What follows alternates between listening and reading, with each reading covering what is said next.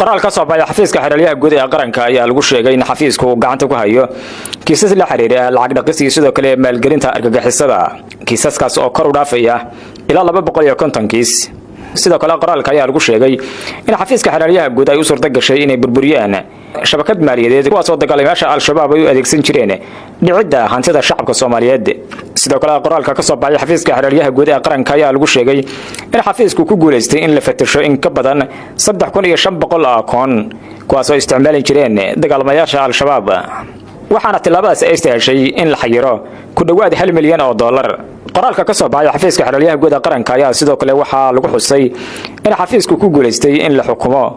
in ka badan 13 dambiile kuwaas oo ku eedeysan lacag dhaqis iyo sidoo kale maalgelinta argagixisada sidoo kale xafiiska ayaa sheegay in ay u diiwaan gashayeen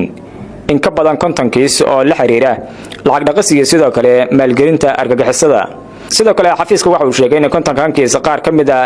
dambiilayaasha loo haystay ay ku maqan yihiin dalka dibadiisa iyagoona xusay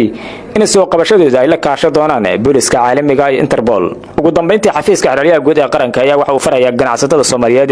in ay la shaqeeyaan hay'adaha kala duwan ee amniga ee dawladda federaalka Soomaaliya isla markaana ay u hoggaansamaan shuruucda lacag dhaqista iyo sidoo kale maalgelinta argagixisada